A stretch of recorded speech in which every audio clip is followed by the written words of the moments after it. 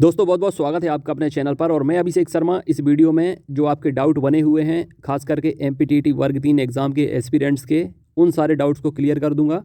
चूँकि अभी नए फॉर्म भी भरे हैं और नए एस्पिरेंट्स भी जुड़े हैं तो काफ़ी कन्फ्यूज़न है। और पुराने स्टूडेंट जो 2020 में फॉर्म भर चुके हैं, करेक्शन की भी लिंक खुली थी तो करेक्शन को लेकर भी काफ़ी डाउट हैं, तो इस वीडियो में वो भी क्लियर कर दूंगा। अब चूंकि एमपी पुलिस कांस्टेबल के एडमिट कार्ड जारी कर दिए गए हैं तो अब उसको लेकर एमपी टेट वर्ग 3 के कैंडिडेट के मन में भी संशय बना हुआ है कि एग्ज़ाम डेट जो अभी 5 मार्च दिख रही है उस पर हो पाएंगे कि नहीं हो पाएंगे। तो देखिए, एक बात मैं आपको क्लियरली बता दूं कि सबसे पहले पहली वेव आई थी, दूसरी वेव आई थी, फिर तीसरी वेव जहां पर दुनिया में चौथी वेव भी आ गई थी, कहीं कहीं पांचवी लहर भी आ रही है। तो ऐसे में सवाल था क्या कि भारत में तीसरी लहर आएगी क्या, इस पर बहुत बड़ा प्रश्न चिन्ह बना हुआ था पहले से। लेकिन अब चूंकि धीरे धीरे नया वायरस आया, ओमिक्रॉन वायरस, अब धीरे धीरे केसेस बढ़ रहे हैं। पहले साउथ अफ्रीका में थे, अब धीरे धीरे इंडिया में आ रहे हैं। इंडिया के बाद अब इंदौर भोपाल में भी केसेस बढ़ रहे हैं। तो अब सबको ये तो पता चल गया है कि तीसरी लहर 100% आनी ही है, डेफिनेटली आनी है। उसके बाद अब मन में नया सवाल उठा कि ये कब तक आएगी। पहले ये था कि आएगी कि नहीं आएगी, अब सबको पता चल गया आएगी। फिर हुआ कि अब कब तक आएगी, तो हर कोई बता चुका है कि ये जनवरी लास्ट या फरवरी महीने में तीसरी लहर पीक पर होगी। ठीक है, जो एक्सपर्ट हैं, जो साइंटिस्ट हैं, वो सब बता चुके हैं कि जनवरी या फरवरी के महीने में ये लहर पीक पर होगी। ऐसे में कयास लगाए जा रहे थे कि शायद ये बड़ा एग्ज़ाम है, एमपी परीक्षा, एमपी कांस्टेबल का एग्ज़ाम है, जो इसको होल्ड पे रखा जाए या नई डेट जारी की जाए।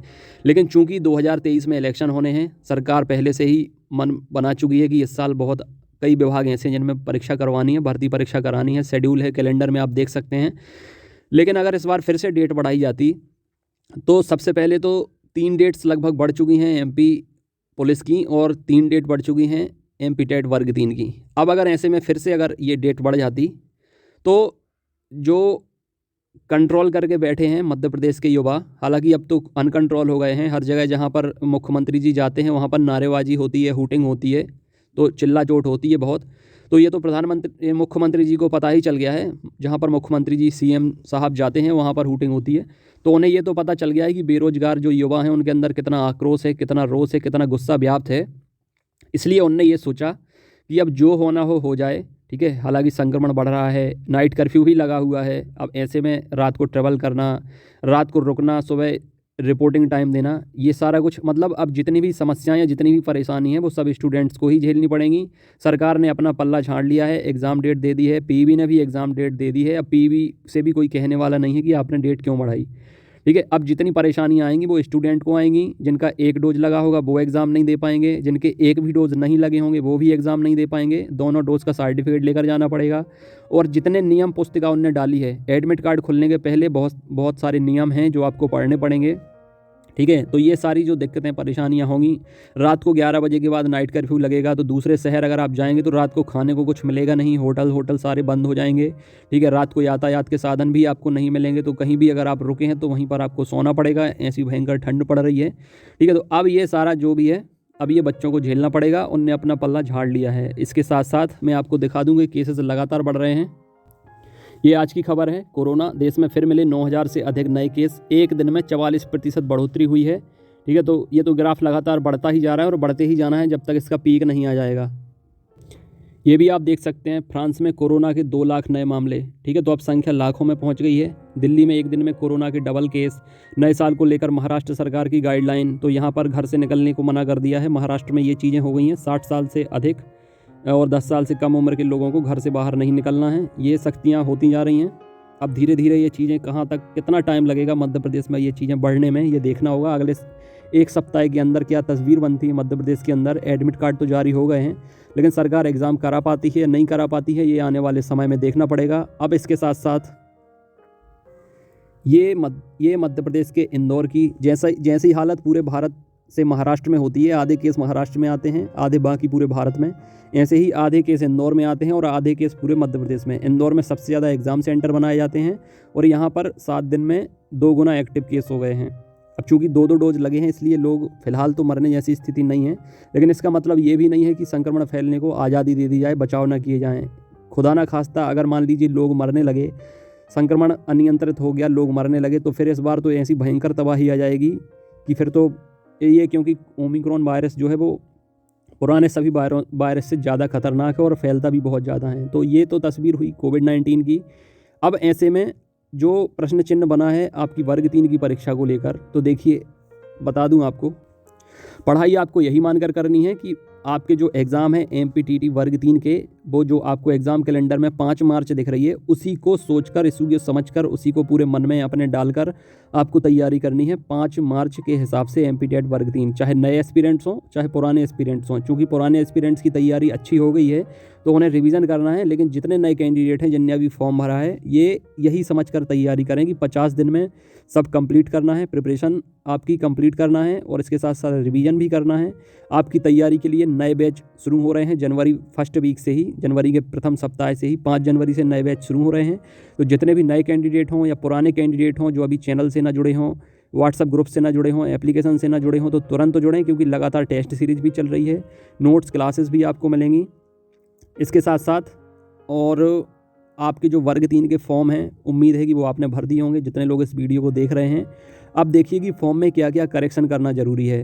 करेक्शन करने की लिंक खुल गई थी फॉर्म भरने के साथ साथ। तो अब इसमें हुआ क्या है कि 3 जो मेजर चेंजेस हैं वो देखने को मिले हैं। पहली चीज़ तो ये कि पुराने जो कैंडिडेट हैं उनकी भाषा उनने बदली है। ज़्यादातर तो सबको पता है कि पहले जो भाषा सबने चुनी थी वो संस्कृत ही चुनी थी, लेकिन इस बार भी देखने को मिला है कि जो कैंडिडेट इंग्लिश पढ़ रहे थे उनने भी संस्कृत भाषा कर ली है। तो मैं तो यही कहूँगा कि अगर 1.5 साल से इंग्लिश पढ़ रहे हैं तो अब लास्ट मोमेंट पे संस्कृत बदलना सही नहीं है। लेकिन फिर भी अगर अंतर्मन से ये आवाज़ आ रही है कि आप इंग्लिश में बेहतर नहीं कर पाएंगे तो फिर संस्कृत कर लेना ही बेहतर है। लेकिन जो भी आपने कर लिया है, अब माइंड चेंज नहीं करना है। अब आपके पास दूसरा कोई विकल्प नहीं है। जो सब्जेक्ट आपके हैं अब उसी पर पढ़ने का फोकस करें। दूसरा, ये नया ऑप्शन देखने को मिला है जिसको लेकर बहुत सारे बच्चे कंफ्यूज थे। उनने मुझसे पूछा भी है, बहुत सारे कॉल और मैसेजेस आए हैं, इसलिए मुझे ये वीडियो भी बनाना पड़ा है कि भाषा बदलना तो आपकी चॉइस है, आपको क्या बेहतर लगता है, क्या अच्छा लगता है। दूसरा जो है कि पंजीयन एक्सपायर हो गया है। अब देखो, रोजगार पंजीयन एक्सपायर बहुत सारे कैंडिडेट का हो गया है कि चूँकि एग्ज़ाम हुआ नहीं है, एग्ज़ाम को 2 साल हो गए हैं। अब 2 साल के अंदर काफ़ी कुछ ऐसे डॉक्यूमेंट होते हैं जो एक्सपायर हो जाते हैं, जैसे EWS का सर्टिफिकेट हो, रोजगार पंजीयन भी एक्सपायर हो जाता है।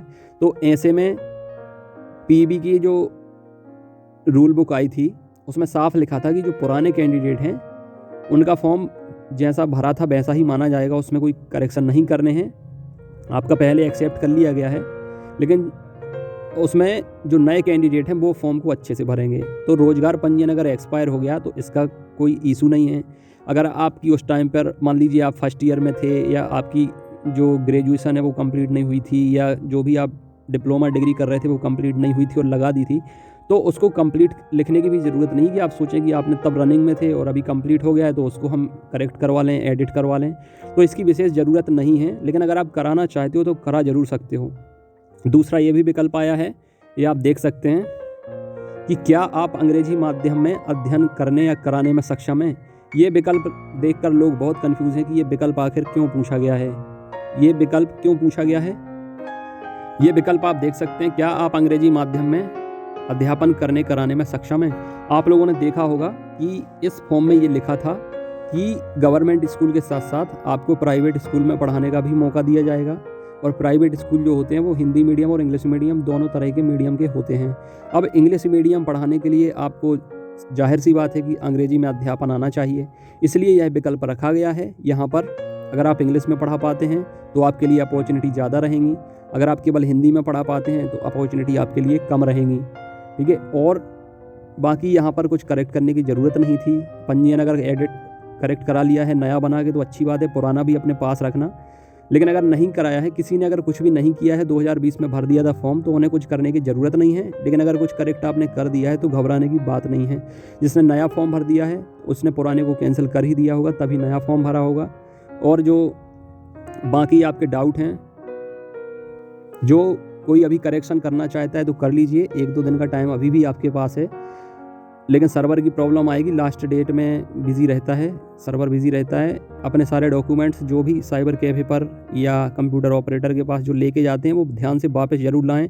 अगर भूल जाएंगे तो दिक्कत हो जाएगी। और जो भी एप्लीकेशन नंबर हो, रजिस्ट्रेशन नंबर हो, आपका ईमेल आईडी हो, पासवर्ड हो, वो सारे संभाल के रखना है। क्योंकि एडमिट कार्ड के टाइम पर अभी जैसे MP पुलिस कांस्टेबल के एडमिट कार्ड आए हैं, कुछ ऐसे कैंडिडेट हैं कि बोल रहे हैं सर हमारा वो नहीं मिल रहा है, आवेदन पत्र नहीं मिल रहा है, एनरोलमेंट नंबर नहीं मिल रहा है। तो ये सारी चीज़ें दिक्कत पैदा करती हैं। एक 2-4 दिन में डॉक्यूमेंट्स कंफर्म के हो लिए एक जाएगा। फाइल बना लीजिए, उसमें सारे डॉक्यूमेंट्स रखा कीजिए और ये सारी चीज़ें जो है वो आपके ईमेल आईडी, मोबाइल नंबर पर भी आती हैं और लिख करके भी लिख कर आपको एक पेज में उसी फाइल में रख लेना है, तो आखिरी समय में परेशानी नहीं जाएगी।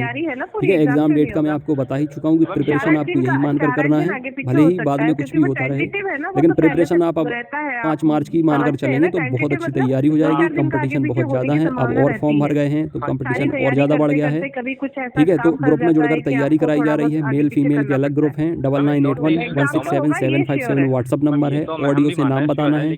अभी नोट्स अभी भी भेजे जा रहे हैं, बहुत सारे कैंडिडेट घर पर मंगा रहे हैं, स्पीड पोस्ट के माध्यम से 4 से 5 दिन में घर पे पहुंच जाते हैं।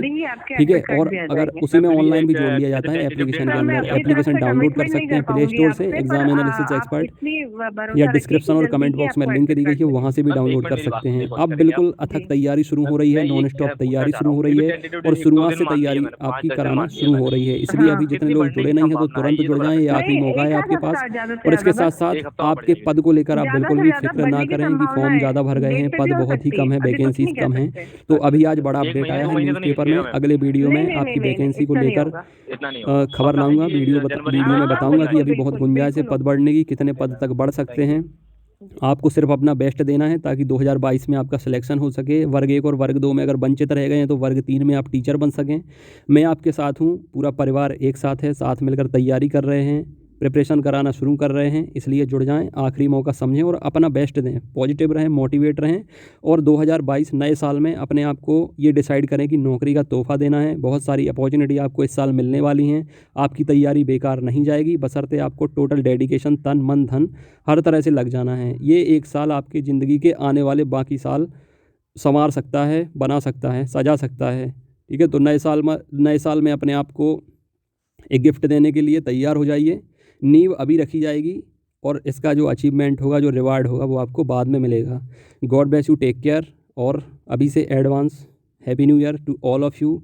आप सबकी मनोकामनाएं, बेस्ट विशेस ज़रूर पूरी होंगी। हमारा साथ आपके साथ रहेगा। God bless you, take care.